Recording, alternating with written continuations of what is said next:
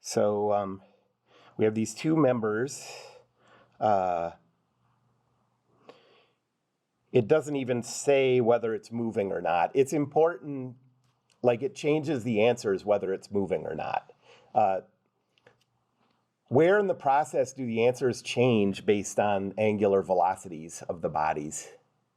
There's one spot specifically where your answers change. Watermelon equation. Yes, exactly. So once you're done with the rigid body analysis and you go to the constraint equations, remember you're always using the watermelon equation, and that's where omega would come in. Okay, so since nothing's given, I'm going to use omega equals 0. I think that's what you should always, might as well always assume that. But on an exam, I'll try to be extra careful about saying that specifically. And I'll tell you, I'll talk a little bit, if we have time after I'm done with this, about how you can come up with those. Like one of the things that's sort of, like one reason that I use omega equals 0 a lot, besides just making your lives a little easier with the watermelon equation, is say that I said the angular velocity at this instant of that top member was -5 radians per second. Okay? Could I say that the bottom member had an angular velocity of -12.5 radians per second? No, they're bound to each other, you know? And the way they're bound to each other is different in every case. It's maybe sort of easy to imagine here because at this instant, this is an isosceles triangle, right? So those have to be, I think at this instant, those have to be equal and opposite. I'd have to do the calculation though, but like how would you do, like in order for me to give you angular velocities of those that are non-zero, I have to do a calculation to make sure that they're compatible. Any idea what kind of calculation I would do to come up? So say I wanted the top member to have an angular velocity of 5 radians per second. What kind of calculation would I do to figure out the possible angular velocity of member 2, the required angular velocity of member 2? I'll give you a hint. It's very similar to the constraint equations that we use.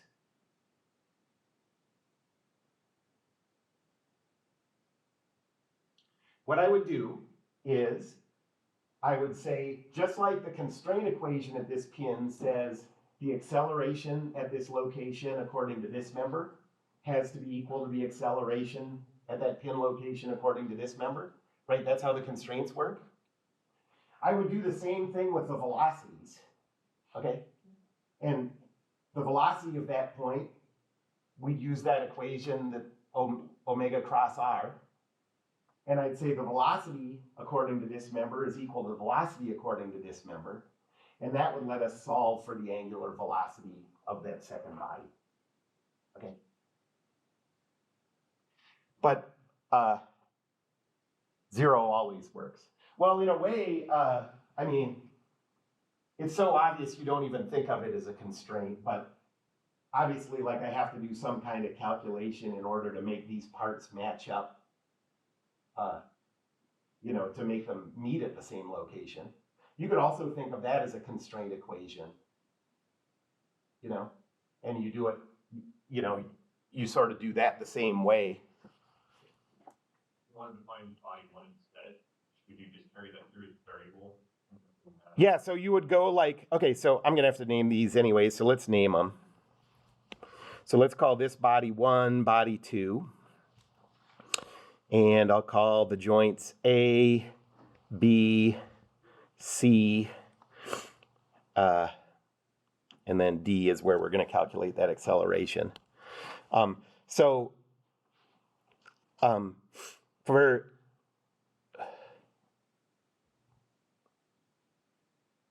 To make the angular velocities match,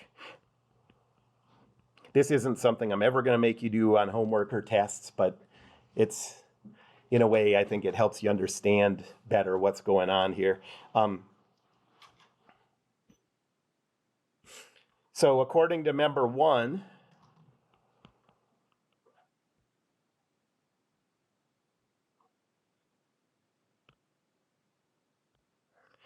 the acceleration at B, this has a fixed point. So this is, oh, no, I'm doing velocity, sorry.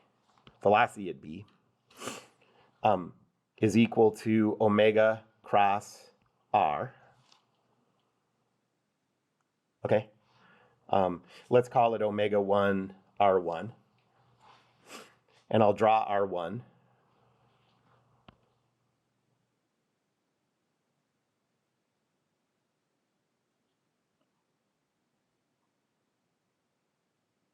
Okay? And then member 2,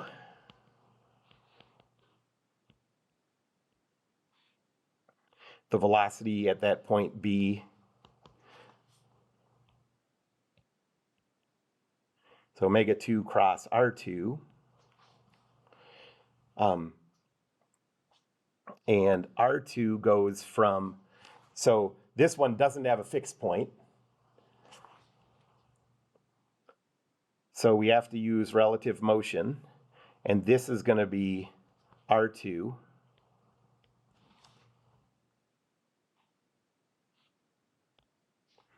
And then plus the velocity of the center of mass of that thing. That's really a dumb question. Why isn't the fixed point, why isn't phi 2 where that pin connects to body 1? Or isn't that the fixed point? Well, just because, I mean, because we need it fixed in, we need it fixed in the coordinate system. Oh, that's right. This is fixed to body 1, but that point still can move around in the coordinate system. Okay, so now you set these two things equal to each other, and you get 1,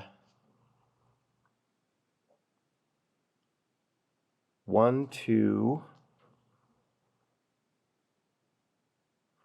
So you get omega 1 cross R1 is equal to omega 2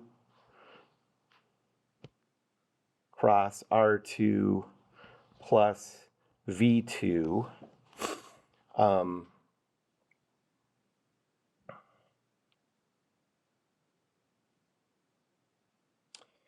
And okay, well this one would be a pain. Because now we have 2 useful equations, 3 variables, and now we have to use a third equation that says that puts constraints on the velocity of that pin. Okay, so now at pin C, the velocity at C is equal to omega 2 cross, well, this is just negative R2.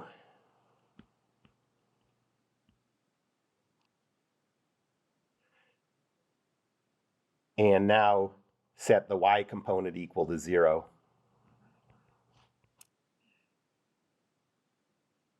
And that gives you 3 equations for 3 variables. And so you can solve for the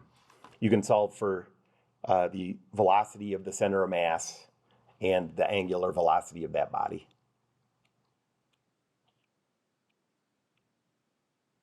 Okay. Okay, let's do it. So we started out with the rigid body analysis for each of these 2 things.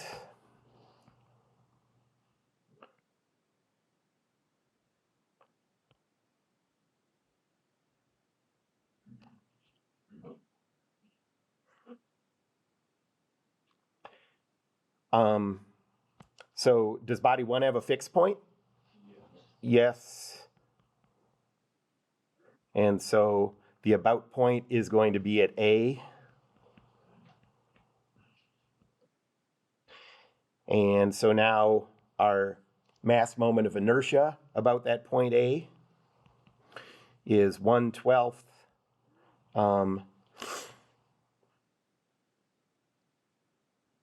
times the mass, 50 kilograms,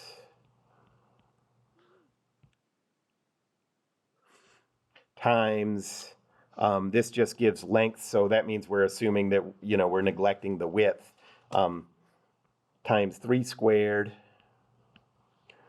Then since we're not doing this about the center of mass, we have to use the parallel axis theorem, so this is plus 50 times the distance from the center of mass to A. What's that distance?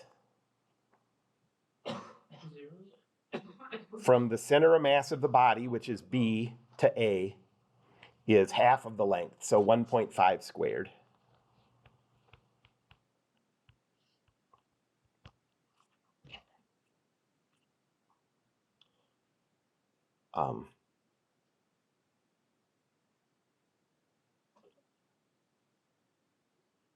And you get 150. Yes? It's like at an angle, like how do you, in your solution, I think you just put 20 or something, but how do you actually know what that is? The distance? No, because like the member Oh. angle. I guess I need to give an angle. Cool. And so I guess I chose both of those 10 degrees from horizontal. Okay.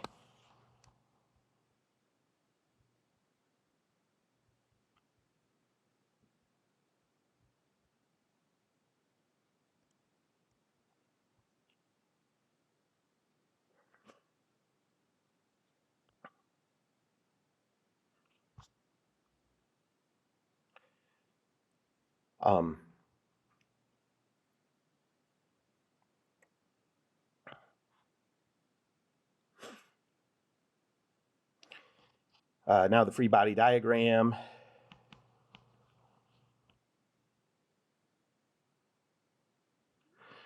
Okay, so we have a weight that's equal to 490.5. Up here we have an unknown reaction force, RA. Here we have a force on body 1 by body 2. That's the force at the pin. And then we have an 800 Newton force at the end.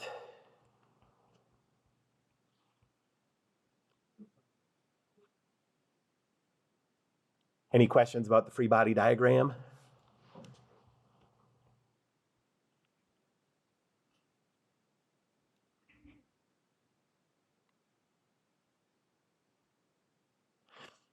Our about point is A, so I'll start with RA. That row vector is 0. The force vector is RAX, RAY. Cross product is 0.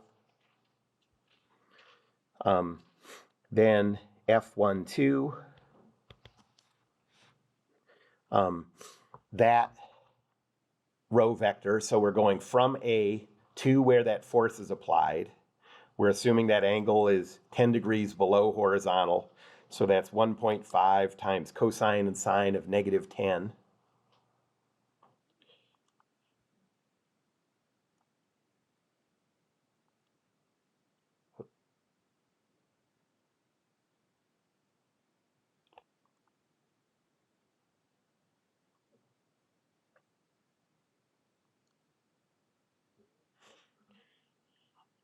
So that's 1.477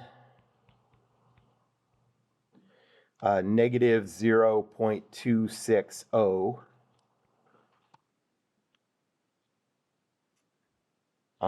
The force is F12x, F12y. And so the cross product is 1.477 F12y minus negative 0.260 F12x, so that's plus 0.260 F12x. Then the weight force that has the same row vector.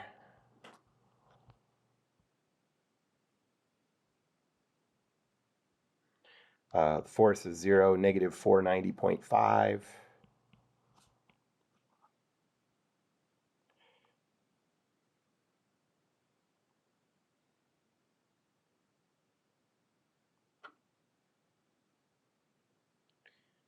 So you get a cross product of negative 724.469.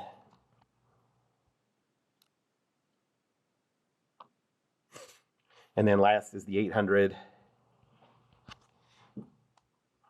The row vector is just going to be double this one.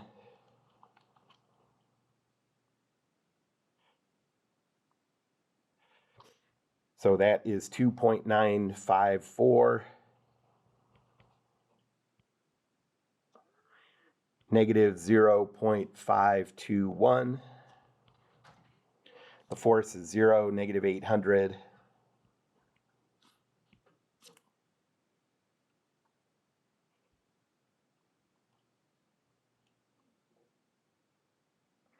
So negative 2363.2. Wait, what do you do to find the row vector for For the 800? no, for the energy in the F1 it's cosine of negative 10. Yeah, so this angle here is 10 degrees. And so I went the distance of 1.5 times cosine and sine of negative 10.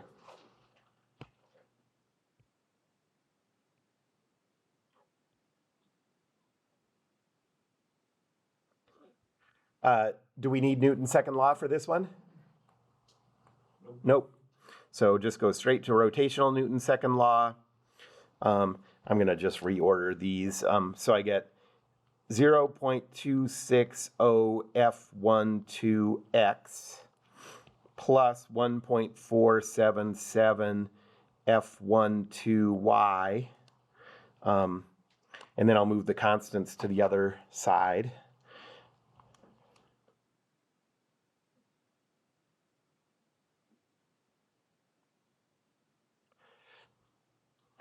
So 3087.67.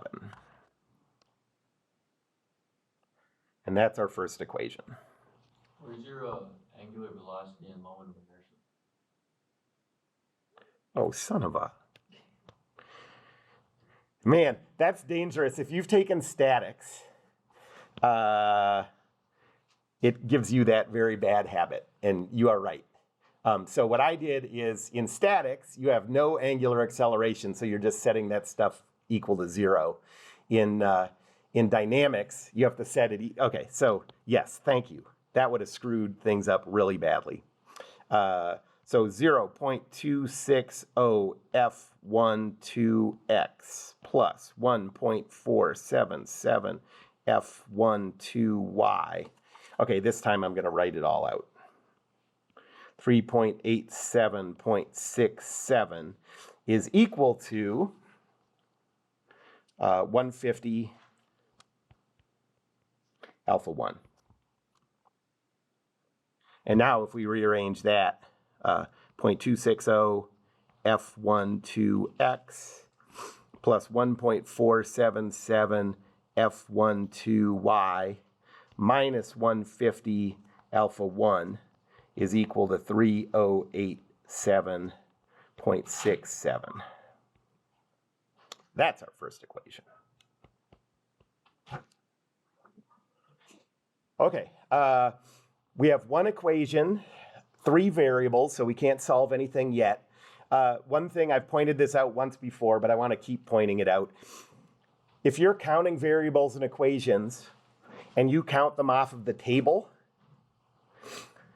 on bodies with fixed points, you're gonna think that you have more variables than you do. The only variables that matter are the ones in your system of equations. So notice I had these forces RAX, RAY, but they didn't show up here. Okay, because we didn't use Newton's second law.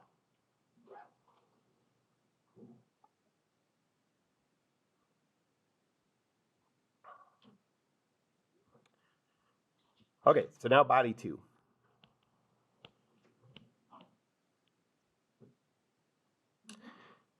Does body 2 have a fixed point? No, I didn't hear what you said, but I assumed someone got it right. So there's no fixed point. And so the about point is the center of mass.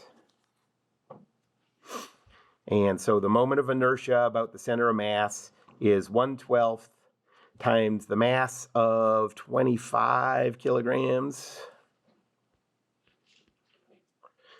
times 1.5 squared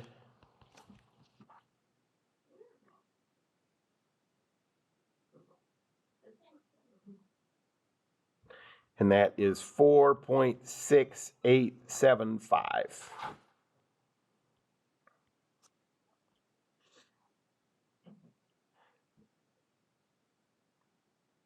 And then the free body diagram.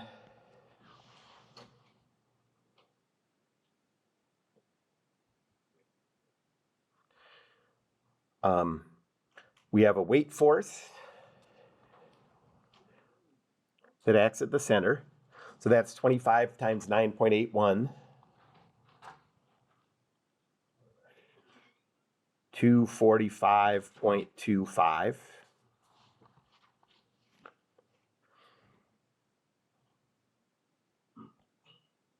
Then over here, this is the force on 2 by 1. We've already named the force on 1 by 2, so Newton's third law says, I'm going to call this negative F12. Otherwise, we're increasing the number of variables and we can't solve this system. And then the last one is, I'm going to draw just sort of like a guideline. There's the slot that this thing slides in. And so the force is perpendicular to that slot. And it can be up or down. Either one is fine. I'll call this R. Is that C? Yeah. Ooh, I could go for a nice, refreshing RC Cola. I don't know. You must not drink a lot of cola then.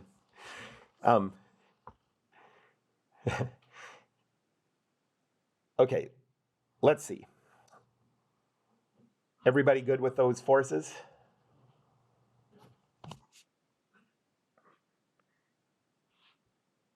Rho, force, moment. I'll start with the weight force because that's at the about point. So the rho vector is 0. The force is 0, negative 245.25. Cross product is 0.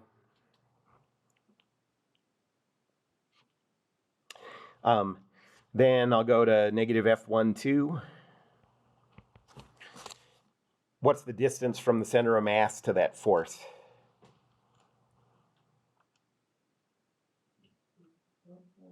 Yep, right, half of the length of 1.5, and this is going to be cosine and sine of positive 10 degrees.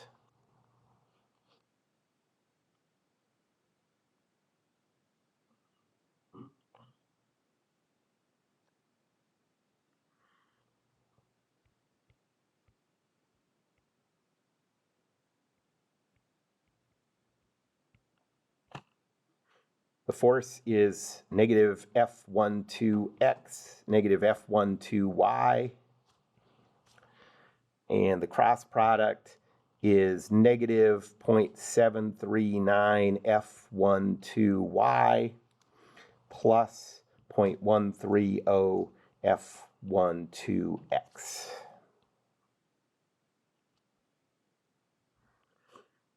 And then our C, the rho vector is just the opposite of this one. So I'm just going to switch the signs of these. It's just negative 1 times this one.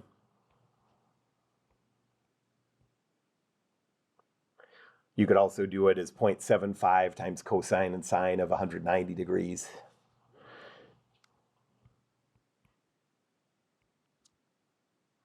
That force is 0 RC.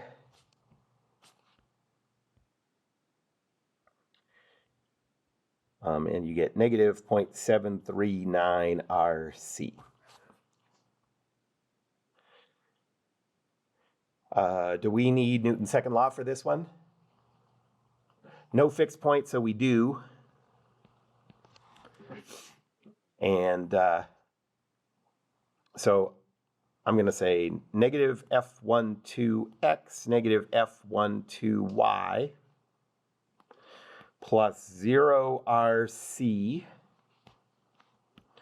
plus 0, negative 245.25 is equal to, yes? The measure is supposed to be 3 meters long? The long one is 3 and the short one is 1.5. Oh, okay. And then this is equal to the mass, 25, times the acceleration of the center of mass. And I always just call that A number, whatever number the member is. So the A2x, A2y. I learned my lesson from the last one. So now for like the next 2 times I teach this class, I'm gonna write out the full equation, and then I'll get sloppy again, and then I'll forget to include the inertia part in class sometime, and it's the endless cycle. So the equations then, I have one equation that says negative f12x minus 25a2x is equal to 0. That's my equation 2 star. And then negative f12y plus rc minus 25a2y is equal to positive 245.25. That's my equation 3 star. And now rotational Newton's second law. I'll rearrange these. So 0.130 f12x minus 0.739 f12y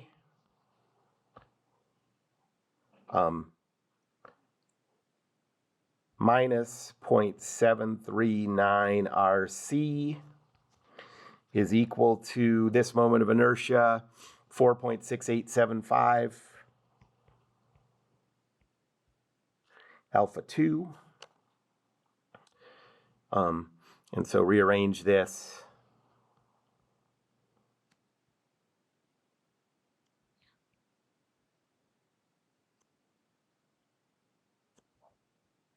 I'm just getting all the variables over on the left side. So minus 4.6875 alpha 2, and then it's all equal to 0 because there's no constants.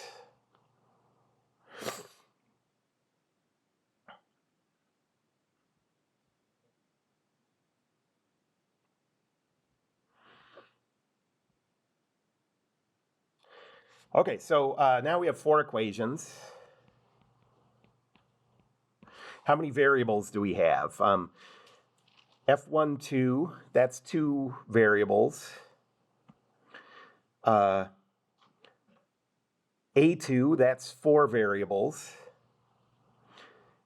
And then alpha 1 and alpha 2, that's 6 variables. And then RC. So 7 variables. Those are F12, A2, RC, alpha 1, and alpha 2. Okay, so how many constraint equations are we going to need?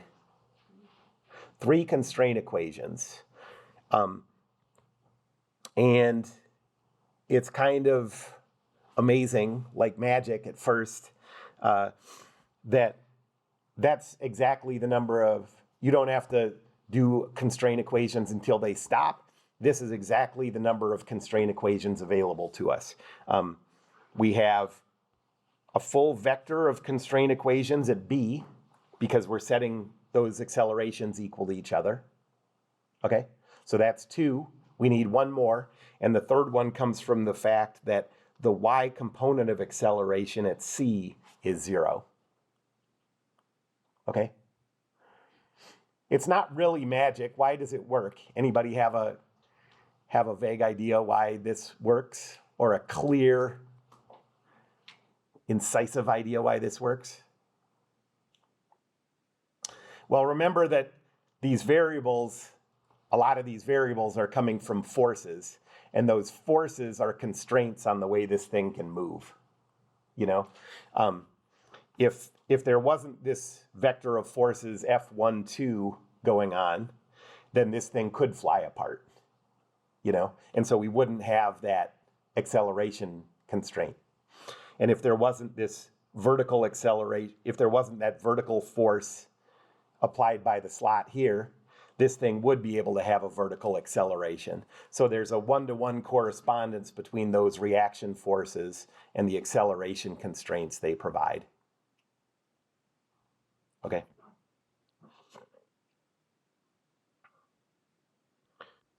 Okay, so we need 3 constraint equations.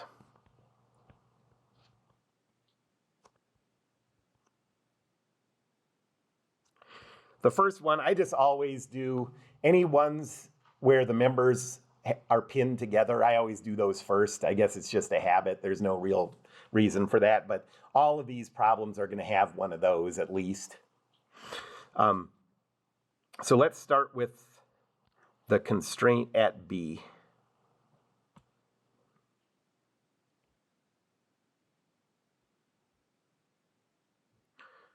And so I'm going to calculate the acceleration of joint B according to member 1. So the acceleration of that B is equal to, okay, well, let me not go too fast through this. How are we going to calculate that acceleration of B? Watermelon? Watermelon, and just watermelon because we have a fixed point. So our R is going to go from A to B, I mean, just like it's drawn. And, bless you, our alpha is going to be the alpha 1 that's currently a variable. And our omega is going to be whatever omega was given. In this case, it was 0. So this is equal to alpha 1 cross R1 plus omega 1 cross quantity omega 1 cross R1. This thing goes away.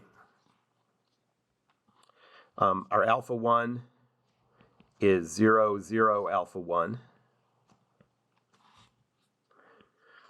And our R1 is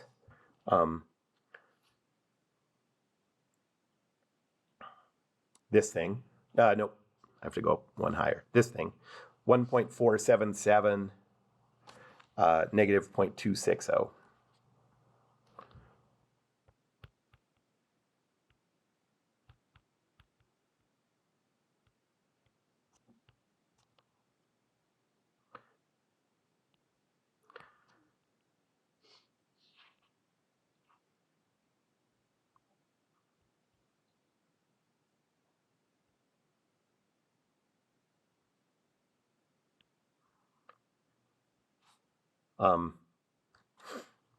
So for the x component, cross that out, and it's 0 times 0 minus alpha 1 times this.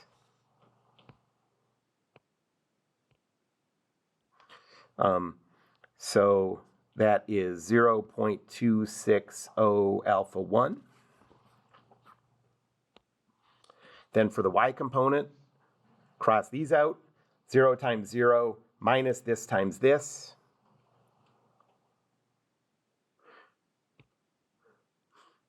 So that is negative 1.477 alpha 1.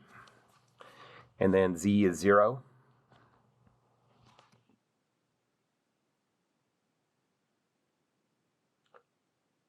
And of course, we have to get a 0 for z because this is a planar motion. All the acceleration is, all the translational acceleration is in the xy plane.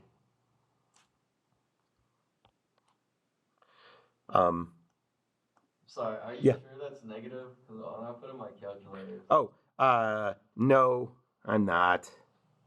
Because I didn't consider the fact that y always has to be the difficult one. So, cross out y, this times this minus this times this, and then take the negative of that, and it's positive. Stupid math. Try to make me look stupid in front of my friends. Member 2.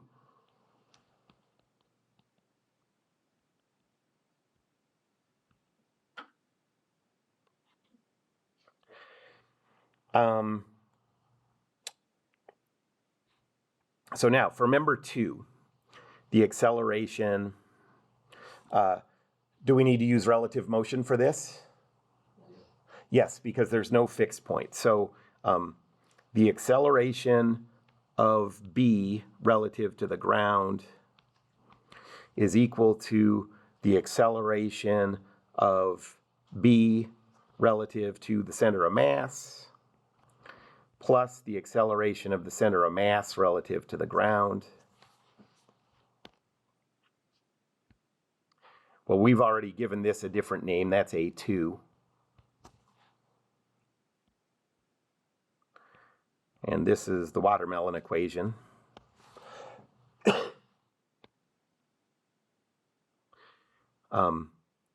So the acceleration of B relative to the center of mass is 0, 0, I'll write it out.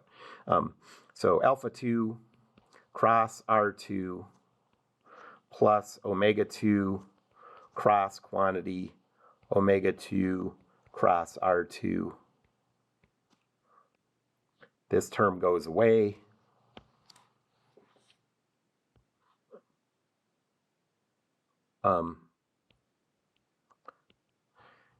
This is equal to 0, 0 alpha 2. R2 now goes from the center of mass to B. So that is to B we're going to. So 0.739.130.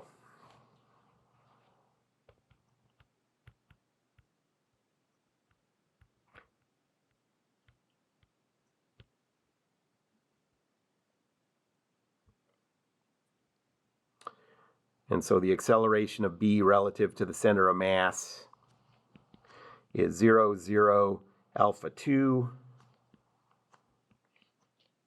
crossed with 0.739.130, 0. And so we have negative 0.130 alpha 2.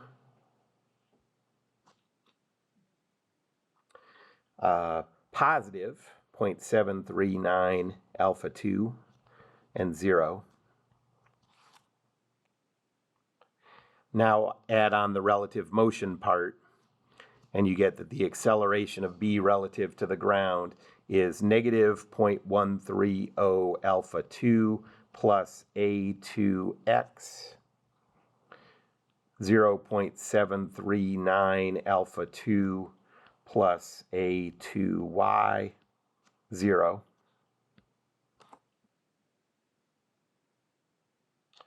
And so finally we get to the constraint equations.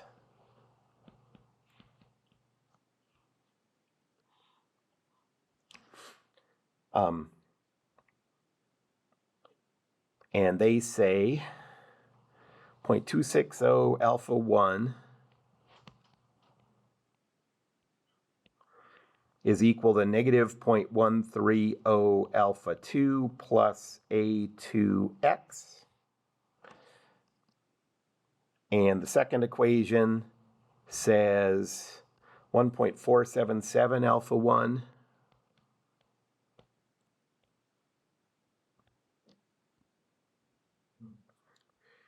is equal to 0.739 alpha 2 plus A2y.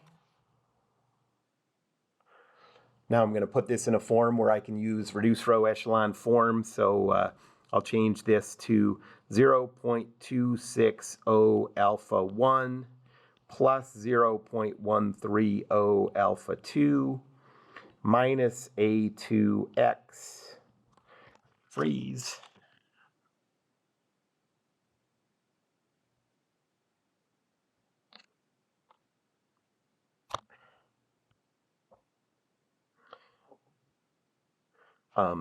Is equal to 0. That's equation 5 star. And 1.477 alpha 1 minus 0.739 alpha 2 minus A2 y is equal to 0. That's equation 6 star.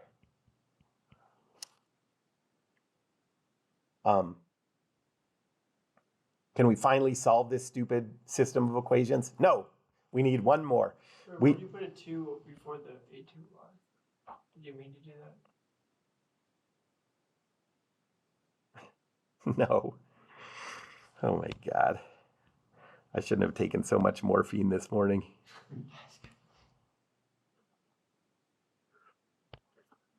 I'll edit that off the video.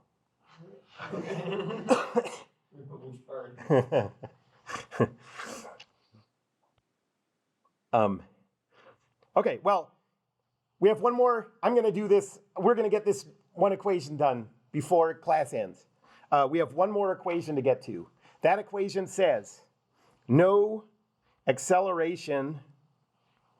Okay, so the constraint at C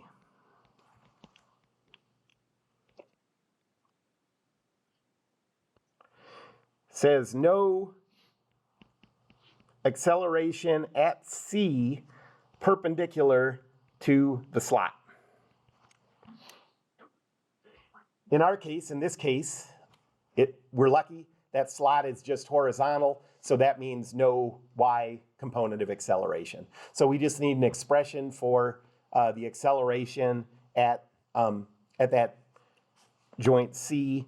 All right, the acceleration at C relative to the ground is equal to the acceleration at C relative to the center of mass plus the acceleration of the center of mass relative to the ground.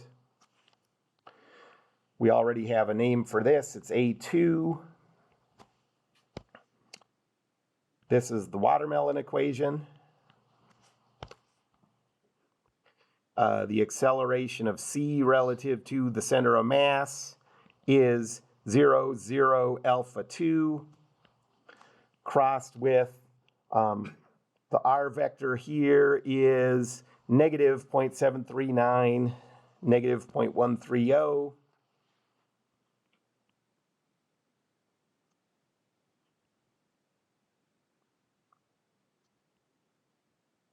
And then we have this part that goes away.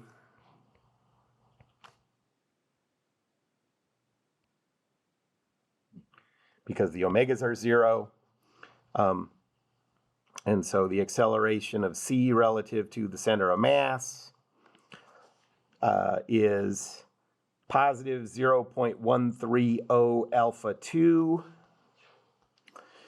negative 0.739 alpha 2, and then 0.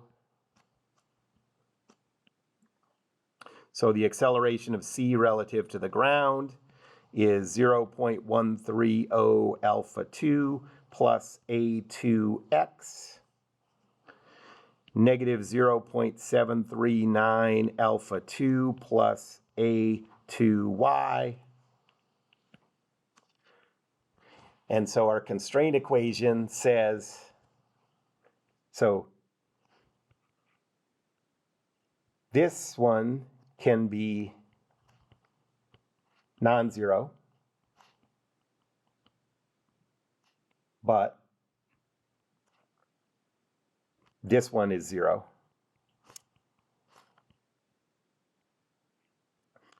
So our seventh equation says negative 0.739 alpha 2 plus a2y is equal to 0. And that's equation 7 star. And now it's just a matter of plugging it in to reduced row echelon form. Any questions about that? So if the hinge joint wasn't horizontal, then it's probably If- when that is. Okay, so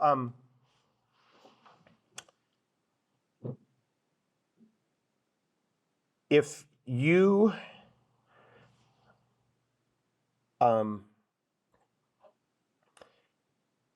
so if it's on tests and stuff, I mean, I'm always going to give it to you as horizontal or vertical, so you just cut out whichever one. But like, yeah, what if it was like this? Would that not just give us the other equation?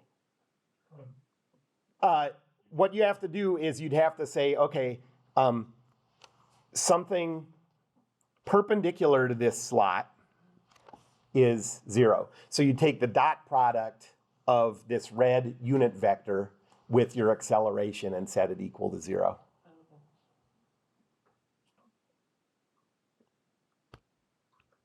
I'll do an example like that eventually. Okay, but I've got 2 questions for you. Should be quick. First one is, why do we not include the fixed point for body A in our constraint equation, since we know that it doesn't move all the same way? yeah, because that constraint equation is already built in by saying the acceleration of B, God dang. Okay, we've already built that in because the acceleration at B, we're saying doesn't require, like, since we didn't include a relative motion part of this, that has the effect of saying the acceleration at B is 0. You know?